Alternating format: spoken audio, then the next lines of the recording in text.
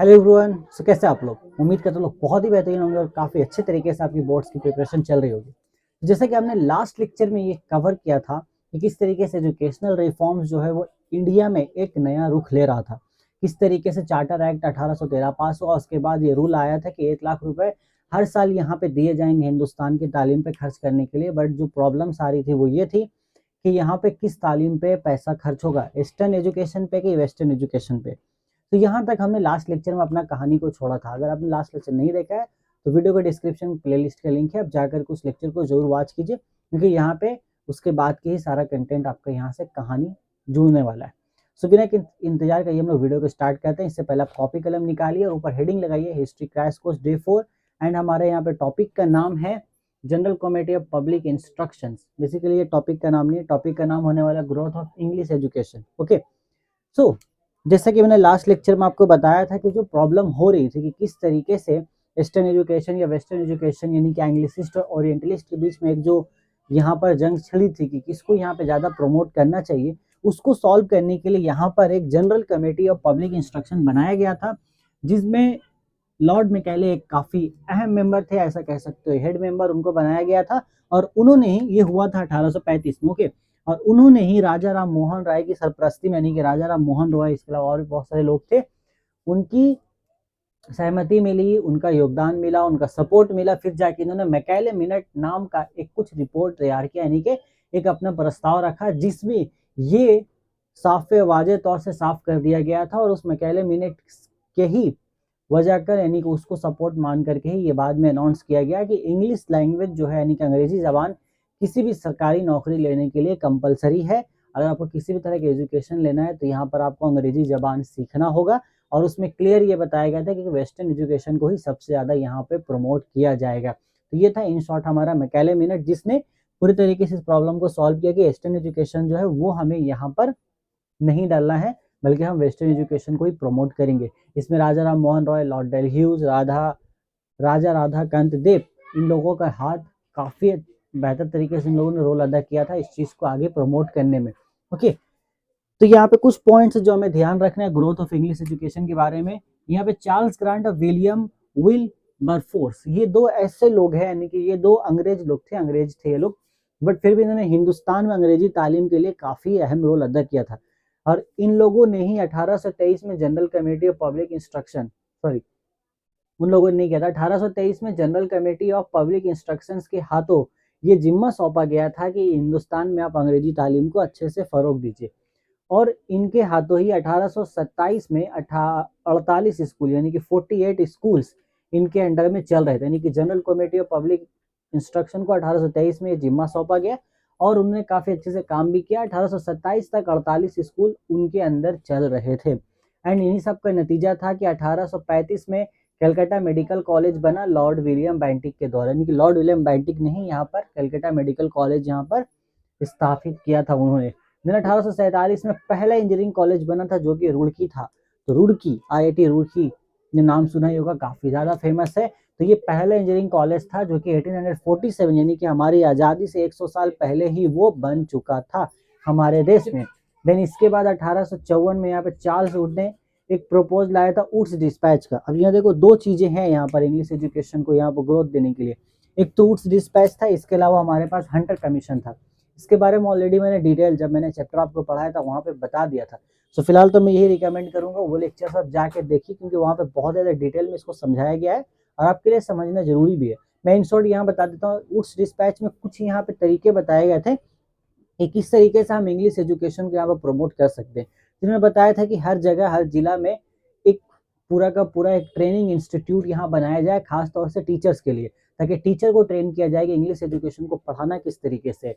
और इस तरीके से हॉस्टल्स वगैरह का भी क्याम हो, कि दूर से लोग आ रहे हैं तो उनका रहने का बंदोबस्त हो, इस तरीके से उनको वहाँ के रहने की अगर सहूलत मिलेगी तो इस केस में क्या होगा, वो आसानी से अपना घर छोड़ करके दूसरी जगह पे आ सकते हैं इंग्लिश लैंग्वेज को सीखने के लिए।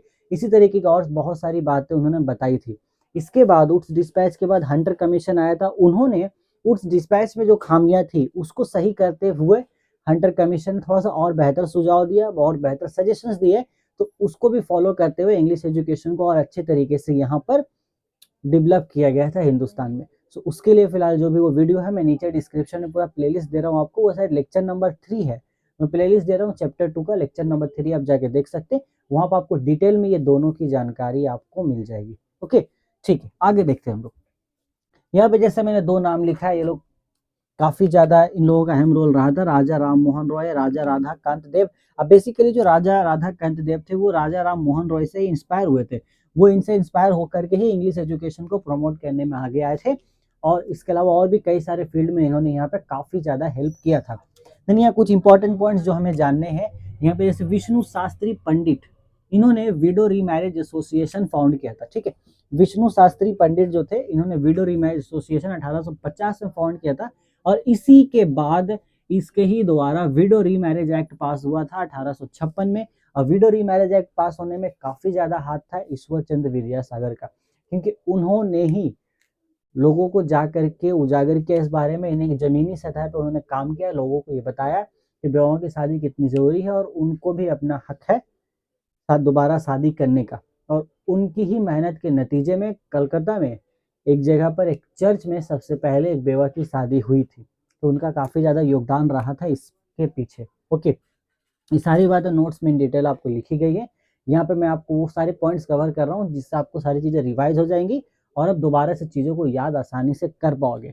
देन यहाँ पे बरहमो मूवमेंट की बात हम कर लेते हैं, तो बरहमो मूवमेंट या फिर बरहमो समाज, ओके, तो स्टार्टिंग में ये बरहमो सभा के नाम से जाना जाता है। बरहमो मूवमेंट ये चलाया था हमारे RRMR यानी कि राजा राम मोहन रॉय। ओके, अगर एम हटा देते हैं तो ये ट्रिपल R हो जाएगा राजा राम मोहन रॉय जी ने ही इनसे कायम किया था। इनका मेन मकसद ये था इसको कायम करने का, क्योंकि उस वक्त की सोसाइटीज में जो भी बुराइयां थी, जैसे चाइल्ड मैरिज हो गया, सती का रस्म हो गया, इसके अलावा आपका विडो को दोबारा शादी नहीं करने देना होगी, इस तरह की जितनी सारी जो भी बुराइयां तो उनको खत्म करने के लिए, और मजहबी जो चीज है, एक तो मजहबी कट्टरपन से ये उतना नहीं था, मतलब हिंदू मजहब से ताल्लुक रखते थे, बट चूंकि कुछ बुराइयां थी जिसकी वजह कर वो उतना ज्यादा कट्टरपन नहीं थे अपने मजहब को लेकर के, बट वो मजहब को फॉलो करते थे। उनका यह मानना था जो भी बुराई है उसको छोड़ करके मजहब के द्वारा जो सही चीजें सिखाई जा रही हैं हमें उसे सीखना चाहिए, और उस पर ही जोर दिया था इन्होंने बरहमो मूवमेंट के द्वारा।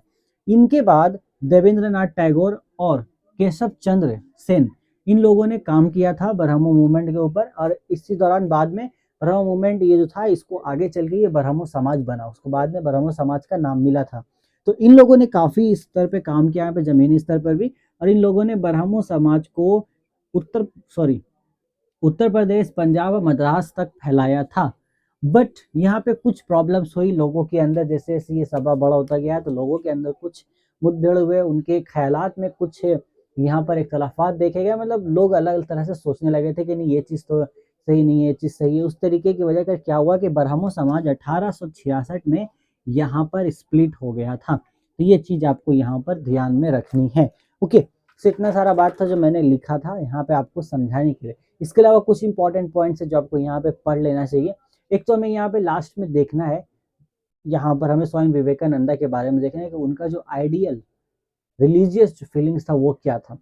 ठीक है, वो मैंने ऑलरेडी नोट्स में अच्छे से दिया आपको, उसको आप रीड कीजिए। हम यहाँ पर ओवरव्यू ले लेते हैं।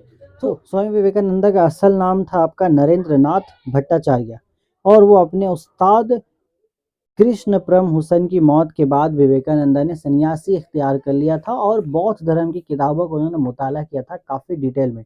1893 यानी कि 1893 में जब वो शिकागो में मुनक्किद थे, यानी शिकागो में वो एज अ रिलीजियस पार्लियामेंट में उन्होंने हिस्सा लिया था, तो वहाँ पे उन्होंने उनका जो लिबास था, उनका लिबास देख करके जो बरतानिया के लोग थे और अमेरिका के लोग थे और दीगर जो इंटरनेशनल जो हमारे कंट्रीज थे, वो उनसे काफ़ी मतलब मुतासिर हुए। उन लोगों ने उन्हें खूब बुरा भला कहा। पहली बात तो उस तरीके से मुतासिर नहीं हुए कि मतलब उनके तरफ अट्रैक्ट हो गए, नहीं, बल्कि उसको देख कर उनका जो लिबास था उसको देख कर उनको काफ़ी ज़्यादा क्रिटिसाइज किया गया और उनको काफ़ी बुरा भला कहा गया। लेकिन जब उनकी तकरीर का वक्त आया तो अंग्रेज दंग रह गए, क्योंकि उन्होंने जिस थे, यानी कि यहाँ से एक चीज़ समझ में आता है कि उन्होंने इंटरनेशनल लेवल पर हिंदुस्तान का जो हमारा रिलीजियस है, खासतौर से जो हिंदू मजहब, उसको वहाँ पर प्रमोट किया था, क्योंकि वो अपने मजहबी लिबास में गए थे तो वहाँ के लोग उस चीज़ को एक्सेप्ट नहीं कर रहे थे। उन्होंने काफ़ी क्रिटिसाइज किया, बट उन्होंने जिस तरीके से, जिस बेहतर अंदाज में शिकागो में वहाँ पर कॉन्फ्रेंस में अपनी तकरीर दी, अपनी स्पीच दी, उससे लोग काफ़ी ज़्यादा मुतासिर हुए और उनका वही पैगाम था कि जो हमारा मजहब है वो काफ़ी ज़्यादा पुराना है और इससे बेहतर यहाँ पे कोई और मजहब नहीं है, वो उनका पैगाम था वहाँ के लोगों के लिए। तो इस तरीके से आपको ये सारी चीज़ें याद रखनी, क्योंकि ये काफ़ी इंपॉर्टेंट हो जाता है। देन यहाँ पे एक पॉइंट आपके लिए बताएंगे जो कि है यंग बंगाल। तो यंग बंगाल यहाँ पे बनाया गया था डिरोजियो के द्वारा। ओके, तो डिरोजियो जो थे उन्होंने बनाया था और उनका बनाने का मकसद यही था कि लोगों के अंदर, यानी खासतौर से यंगस्टर के अंदर, इसलिए इसका नाम था यंग बंगाल, खासतौर से यंगस्टर्स के अंदर पॉलिटिकल, यानी कि जो सियासी है, सियासत है, उसके लिए यहाँ पर उनको तैयार किया जाए कि पॉलिटिक्स में वो हिस्सा ले सके, या खास तौर से जो भी बुराइयां उसको भी ग्राउंड लेवल पे ख़त्म किया जा सके। तो ये भी आप ध्यान में रखिएगा। ओके, सो फिलहाल इतना ही था जो आपको पढ़ना है इस पूरे चैप्टर में। इसके अलावा तो यहाँ पे टॉपिक्स और भी बहुत सारे हैं। और कुछ बेसिक्स आप कलकत्ता यूनिवर्सिटी के बारे में थोड़ा सा जानकारी ले लीजिएगा कि वो फाउंडेशन कब हुआ था और कितने स्टूडेंट्स थे उसके स्टार्टिंग के, बस इतना ही। वैसे अगर हम पढ़ने जाएंगे डिटेल में तो मैंने ऑलरेडी डिटेल में पढ़ा रखा है, वो आप चाहे तो वो, अगर आपके पास समय है पूरा लेक्चर देखने का इस चैप्टर 2 का, तो वो मैं पूरा लिंक आपको डिस्क्रिप्शन में दे रहा हूँ प्लेलिस्ट का, आप जाके वॉच कर सकते हैं 1 बाय 1। बट अगर आपके पास समय नहीं है, अगर आपको ऐसा लगता है, जितना मैंने आपको बताया है, जो नोट्स मैंने आपको दे दिया है, बस आप उसको ही फॉलो कीजिए, उससे ज़्यादा आपको नहीं ज़रूरत पड़ेगी करने की। इतना में वो मार्क्स हम कवर कर लेंगे जितने मार्क्स का क्वेश्चन यहाँ से आ रहा है। तो फिलहाल आज का लेक्चर हमारा होता है यहाँ पे समाप्त। मैं कुछ देर के लिए यहाँ से हट जाता हूँ, चाहे तो इसका आप स्क्रीनशॉट ले सकते हैं या फिर वीडियो पॉज करके टाइप कर सकते हैं। ओके, सो होपफुली उम्मीद करता हूँ कि आपने यहाँ पे इसको उतार लिया होगा। तो फिलहाल आज का वीडियो हम यहीं पे ख़त्म करते हैं। बहुत जल्द मिलेगा अपने नेक्स्ट वीडियो में, जहाँ पर मैं बात करने वाला हूँ हिस्ट्री के चैप्टर 3 के बारे में, यानी कि रेजिस्टेंस एंड रिबेलियन के बारे में, जहाँ पर हम ये देखेंगे किस तरीके से फॉरेस्ट लॉ अंग्रेजों ने लागू किया और फॉरेस्ट लॉ की वजह कर जो ट्राइब्स रह रहे थे जंगलों में, उनकी ज़िंदगी किस तरीके से तब्दील हुई, उनकी ज़िंदगी किस तरीके से जलील किया गया और उन्होंने क्या इकदामात लिए, किस तरीके से उन्होंने अलग अलग स्तर पर जा करके बगावत की, यानी कि रिबेल किया।